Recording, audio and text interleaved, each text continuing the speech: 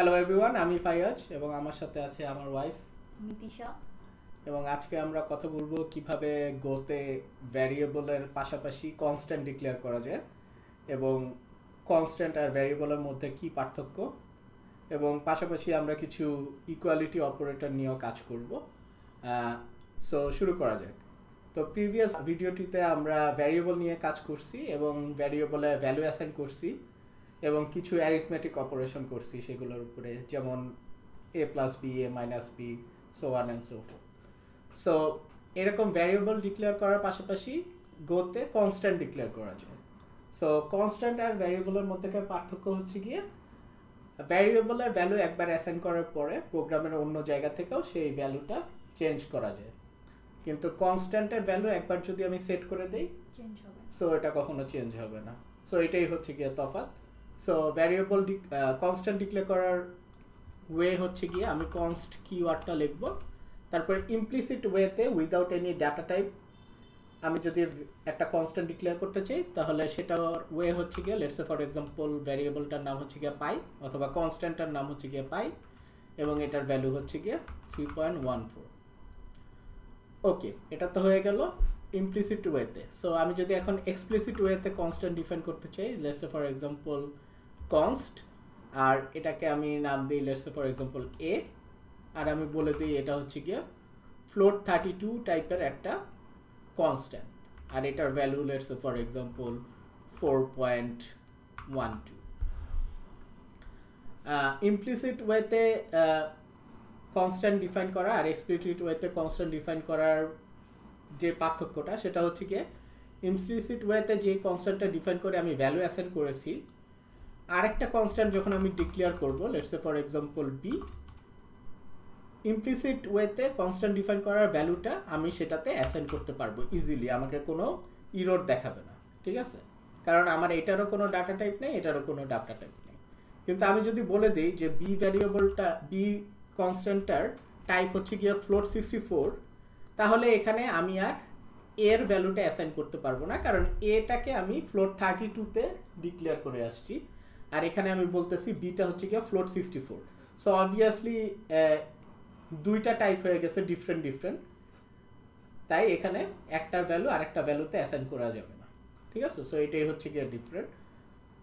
এভাবে একটা একটা করে কনস্ট্যান্ট ডিফাইন করার পাশাপাশিও আমরা কনস্ট্যান্ট গ্রুপও ডিক্লেয়ার করতে পারি। সো কনস্ট্যান্ট গ্রুপ কিভাবে ডিক্লেয়ার করব? আমাদের এখানে যেমন দুইটা কনস্ট্যান্ট অথবা তিনটা কনস্ট্যান্টই আছে লেটস সে ফর এক্সাম্পল, আচ্ছা আমি দুইটা নিয়েই কাজ করি।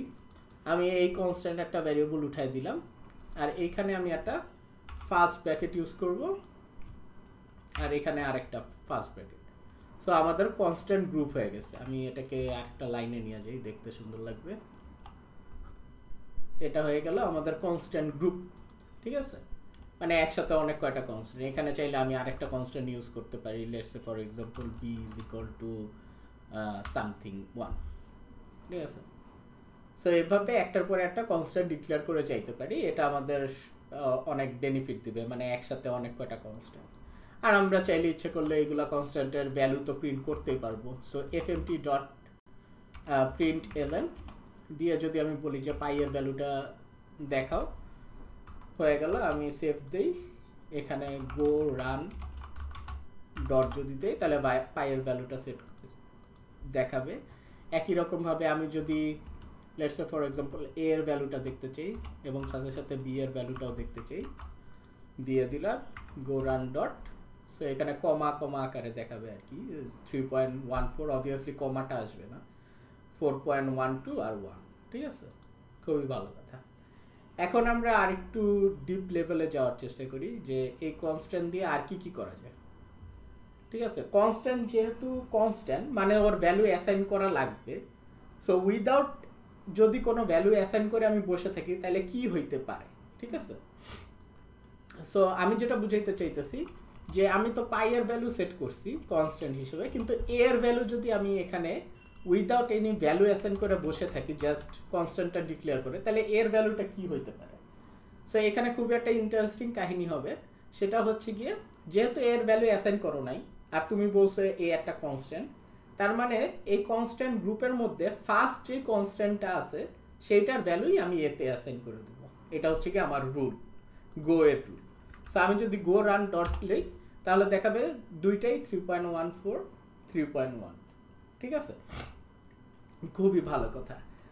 আরেকটা জিনিস মনে রাখতে হবে, সেটা হচ্ছে কি যে কোনো কনস্ট্যান্টে এভালুয়েটেড ভ্যালু সেট করা যাবে না। So let's say for example আমরা তো মেইন ফাংশনে আসি, আমরা যদি অন্য একটা ফাংশন থেকে রিটার্ন ভ্যালু এই কনস্ট্যান্টে সেট করতে চাই তাহলে সেটা কখনোই হবে না। ঠিক আছে, সো আমরা পরে ফাংশন নিয়ে আরো কথা বলবো।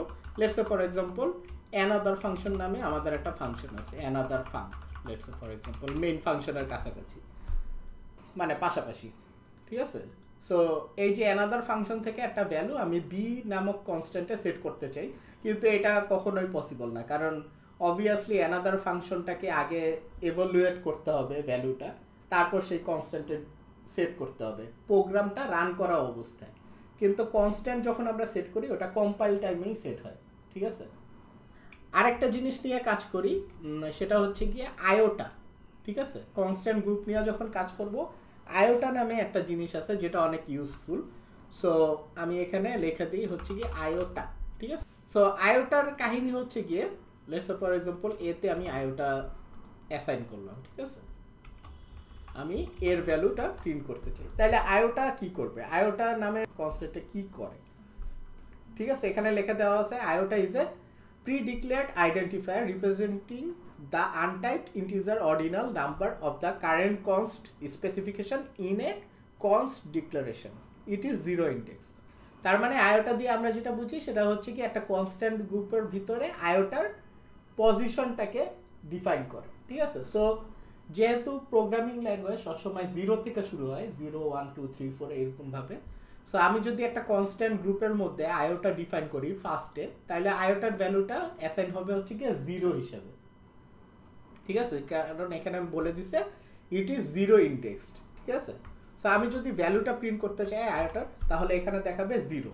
কিন্তু আয়োটার একটা মজার জিনিস আছে, এখন যদি আমি একটা বি কনস্ট্যান্ট ডিক্লেয়ার করি, আগেরবার যেমন দেখছিলাম হচ্ছে গিয়ে প্রথম ভ্যালুটাই সেকেন্ডে সেট হয়ে গেছিল, কিন্তু এখন যেটা হবে সেটা হচ্ছে গিয়ে পজিশনটা ইন্ডেক্সটা একটা একটা করে বাড়তে থাকবে। সো এটা যেহেতু a is equal two 0, b এর ভ্যালুটা হবে হচ্ছে গিয়ে b ইজ ইকুয়াল টু 1। ঠিক আছে, একই রকম ভাবে যদি c নেই তাহলে c এর ভ্যালু হবে c ইজ ইকুয়াল টু 2। ঠিক আছে, সো খুবই ভালো কথা, আমি এগুলোকে প্রিন্ট করি।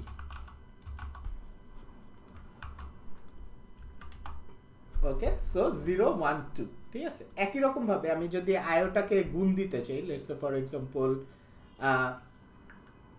আয়োটা বি এর ভ্যালুটা হবে গিয়ে হচ্ছে গিয়ে আয়োটা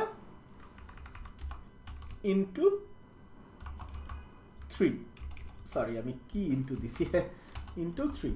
ঠিক আছে, তাহলে সি এর ভ্যালুটা কি হইতে পারে, এখন যেহেতু এর ভ্যালু হচ্ছে গিয়ে 0, বি তে ভ্যালু ছিল হচ্ছে গিয়ে 1, সো 1 ইনটু 3 হচ্ছে গিয়ে 3, তাহলে সি তে ভ্যালু কি হবে 2 ইনটু 3। সো আমরা প্রোগ্রামটা রান করি, তাহলে দেখা যাবে যে কি হয় 3 ইনটু 2, তার মানে হচ্ছে গিয়ে 6, মানে ওই এক এক করে যেটা বারসে ওটাই রাখছে। হ্যাঁ হ্যাঁ, সো প্রথম ভ্যালুটা হচ্ছে গিয়ে 0। ঠিক আছে, সেকেন্ড ভ্যালুটা হচ্ছে গিয়ে 1 into 3 is equal two 3। Third ভ্যালুটা হচ্ছে গিয়ে আয়োটার ভ্যালুটা কি ছিল এখন 2 ইনটু 3, মানে আয়োটা হচ্ছে 3 তে 2 হয়ে গেছে, 3 2 হয়ে গেছে, এখানে আয়োটার ভ্যালুটাই 3 হয়ে গেছে। ঠিক আছে, সো বি এর ভ্যালুটা হচ্ছে গিয়ে যেহেতু 3 আছে এই জায়গাটাতে, তার মানে এই ইন্ডেক্সে আয়োটার ভ্যালু হচ্ছে গিয়ে 2 যেহেতু, সো 3 দুগুণে 6। ঠিক আছে, একটু বুঝতে কষ্ট হবে কিন্তু আয়োটাটা এমনিই কাজ করে। আমরা তাহলে মোটামুটি কনস্ট্যান্ট সম্পর্কে একটা ধারণা পেয়ে গেলাম। আমরা এখন কিছু কম্প্যারিজন অপারেটর নিয়ে কথা বলি। ঠিক আছে, সো আমরা একটা কাজ করি আগের মতোই, ভ্যারিয়েবলে চলে যাই। So variable a is equal two let's say for example এটা ইন্টিজার টাইপের একটা ডাটা, এটার ভ্যালু হচ্ছে গিয়ে 9, বার b is equal two integer টাইপের ডাটা, এটার ভ্যালু হচ্ছে গিয়ে 10। এখন এগুলোর মধ্যে যদি আমি কিছু কম্প্যারিজন করতে চাই তাহলে কি হয় দেখা যাক। ঠিক আছে, সো প্রিন্টএলএনেই আমি কম্প্যারিজনগুলো করি। সো প্রথম কম্প্যারিজনটা হচ্ছে কি ইকুয়াল কম্প্যারিজন, ঠিক আছে, যে এ ইজ ইকুয়াল টু বি কিনা। তো সেটার জন্য আমি যেই সিনট্যাক্সটা ইউজ করব সেটা হচ্ছে কি ডাবল ইকুয়াল। তাহলে এটা আমাকে দেখাবে হচ্ছে কি এ ইকুয়াল বি নাকি, মানে 9 ইজ ইকুয়াল টু কি 10, তাহলে এটা তো ফলস দেখাবে, রাইট। আচ্ছা, একই রকম ভাবে আমরা সেকেন্ড স্টেজে চাই, সেটা হচ্ছে কি ফরম্যাট প্রিন্টএলএন। এখানে হবে হচ্ছে কি এ ইজ গ্রেটার দ্যান বি নাকি, ঠিক আছে। এ কি গ্রেটার দ্যান বি, 9 ইজ কি গ্রেটার দ্যান বি, তাহলে এটা ফলস হবে। এটা যেমন একটা ইকুয়াল অপারেটর, ডাবল ইকুয়াল, এটাও একটা কম্প্যারিজন অপারেটর, মানে গ্রেটার দ্যান। একই রকম ভাবে লেস দ্যানও আছে।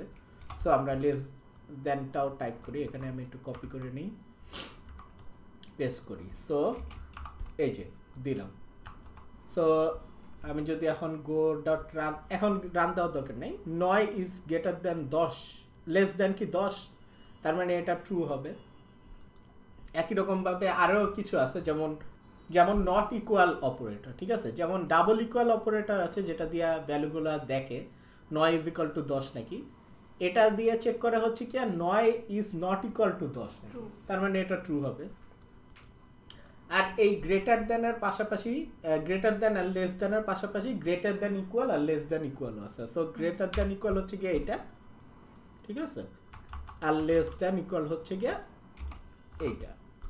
সো মোটামুটি সব কম্প্যারিজন অপারেটর আমরা লেখা ফেলছি। এখন যদি আমি গো রান দিই, তাহলে একে একে false false, true true, false.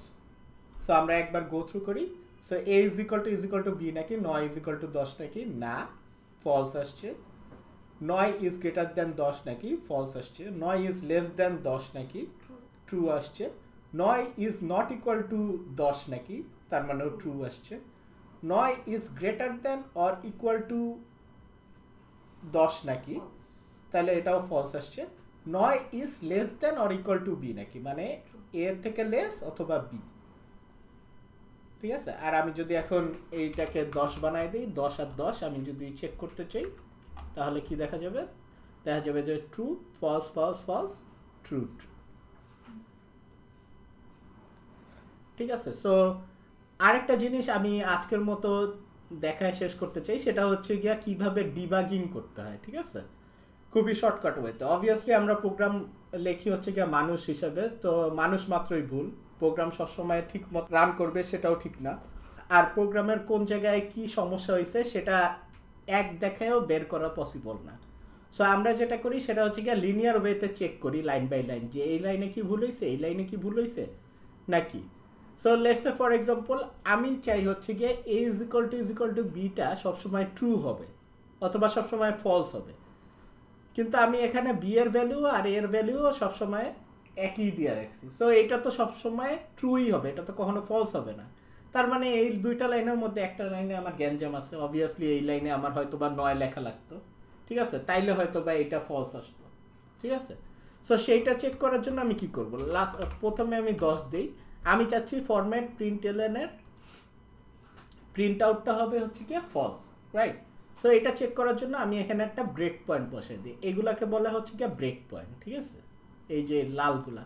So মার্জিনের পাশাপাশি একটা সাদা রঙের লাইন আছে, এটাকে গাটার বলে অনেক সময়। এই গাটারের মধ্যে এই ব্রেক পয়েন্টগুলো সেট করতে হয়, যেমন আমি কোন ব্রেক পয়েন্টে এসে প্রোগ্রামটাকে থামাই দিব, ঠিক আছে, সেই লাইনে আমি জাস্ট দাঁড়ায় চেক করতে চাই যে এই লাইন পর্যন্ত কি আমার প্রোগ্রাম ঠিক আছে। এই লাইন পর্যন্ত তো যদি প্রোগ্রাম ঠিক আছে, তাহলে নিচের লাইনে কোথাও সমস্যা। সো আমার যদি মনে হয় যে এই লাইনে একটা সমস্যা হইতে পারে অথবা এই লাইনে একটা সমস্যা হইতে পারে, তাহলে আমি এখানে ব্রেক পয়েন্টটা সেট করব, ঠিক আছে।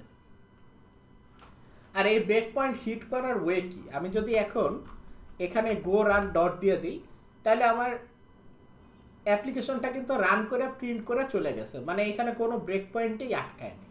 সো এটার জন্য আমাদের যেটা করা লাগবে, ডিবাগিং এনেবল করতে হবে। ডিবাগিং এনেবল করার জন্য এখানে প্লে বাটন আছে রান এন্ড ডিবাগ নামে। সো এইখানে যাইতে হবে, এখানে রান এন্ড ডিবাগে আমি যদি ক্লিক করি, ঠিক আছে, তার মানে আমার প্রোগ্রামটা কিন্তু এখন এই পজিশনে আটকে আছে, এই যে দেখাইতেছে, ঠিক আছে, এখানে অনেক ইনফরমেশনই দেখাইতেছে যে লোকালি এর ভ্যালুটা হচ্ছে গিয়ে 10।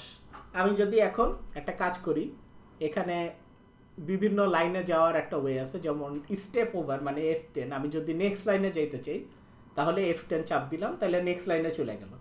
তা আমি এখানে ভ্যারিয়েবলের ভ্যালুগুলো এখনও দেখতে পাচ্ছি যে a = 10, b = 10। তাহলে এই লাইনের ভ্যালু তো কখনো ফলস হওয়ার কথা না, সবসময় ট্রুই হওয়ার কথা। ঠিক আছে, তার মানে আমি প্রোগ্রামে সমস্যাটা ধরে ফেলতে পারছি যে কোন লাইনে সমস্যা, বি এর ভ্যালু অ্যাসাইনে সমস্যা হয়েছে। তো আমি যেটা করব, এই প্রোগ্রামটা আমি রান করে ফিনিশ করে দিই।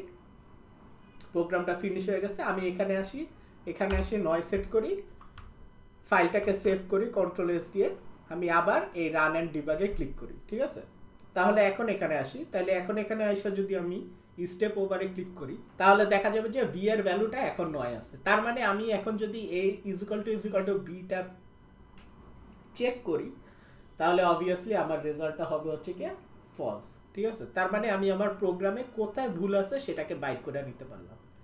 সো বিভিন্ন রকমের ইম্পর্টেন্ট ইনফরমেশন এইসব 3টা স্ক্রিনে পাওয়া যাবে, যেমন এ এর ভ্যালু, বি এর ভ্যালু, ভ্যারিয়েবলগুলোর ভ্যালু কি কি এখানে সবগুলো দেখাবে। ওয়াচে যে আমি সেট করতে পারি যে এখানে কি অন্য কিছু চেক করতে জানি, এই ওয়াচ যেই উইন্ডোটা, এই ওয়াচ উইন্ডোতে যে কোনো কিছু করা যায়, যেমন নর্মাল অ্যারিথমেটিক অপারেশন করা যায়, 9 + 5 + 9 = কত, 14। ঠিক আছে, so on and so fourth. এখানে হচ্ছে গিয়ে কল স্ট্যাক দেখাইতেছে যে কোন কোন জায়গা থেকে প্রোগ্রামটা এই পজিশনে আসছে। ঠিক আছে, আমি এগুলাতে ক্লিকও করে দেখতে পারি যে কোথায় কোথায় যাইতেছে। এগুলো হচ্ছে গিয়ে ইন্টারনাল যত সব কোড গোয়ের। ঠিক আছে, এগুলো তো আমাদের জানার দরকার নেই, কিন্তু একটা প্রোগ্রাম রান করার জন্য অবভিয়াসলি সেটাকে কম্পাইল করতে হয় প্রোগ্রামটা। ঠিক আছে, সো ইন্টারনাল অনেক মেশিন কোড আছে। ঠিক আছে, যেগুলো মেশিন বুঝে, আমরা বুঝি না, কারণ অবভিয়াসলি তো একটা কম্পিউটার 0 আর 1 ছাড়া কিছু বুঝে না, রাইট? সো ওখানে তাকে আমাকে বুঝাইতে হবে, মেশিন কোডে আগে কনভার্ট করতে হবে প্রোগ্রামটা। ঠিক আছে, তারপর ওটা পাঠাইতে হবে যে যাও এই হচ্ছে গিয়ে তোমার কোড, তুমি আমার প্রোগ্রামটা রান করে আমার ভাষায় আমাকে দেখাও। ঠিক আছে, সো এই যে ভাষা কনভার্সন মানে হচ্ছে গিয়ে মেশিন কোডে কনভার্ট করা, এটা হচ্ছে গিয়ে গো প্রোগ্রামিং ল্যাঙ্গুয়েজের কাজ, এটা আমাদের কাজ না। ঠিক আছে, এই জন্যই ফার্স্টে প্রোগ্রামটা কম্পাইল হয়, মেশিন কোডে কনভার্ট হয়, তারপর কম্পিউটারের কাছে যায়, কম্পিউটার সেটা বুঝে সেটারে এক্সিকিউট করে তারপর আমাদের দেখায়। ঠিক আছে, সো এটার তো বিভিন্ন রকমের স্টেপ আছে 1 বাই 1। সো এই যে কল স্ট্যাকের মধ্যে আমরা সেই স্টেপগুলা দেখতে পারবো ইন্টারনালি কি কি হইতেছে যদি আমরা এত গভীরে যাইতে চাই। ঠিক আছে, সো এটাই ছিল হচ্ছে কি আজকের lesson. I hope you liked it. আজকের লেসনটা একটু ট্রিকি ছিল, আয়োটা ভ্যালুটা নিয়ে কথা বলাটা একটু ট্রিকি, ওটা বোঝাও একটু ট্রিকি, কিন্তু একবার দুইবার প্র্যাকটিস করলে ওটাও ইজি হয়ে যাবে বোঝা। So this is all for today. I hope you like this video and stay tuned for the next video. See you there. Bye. Bye bye.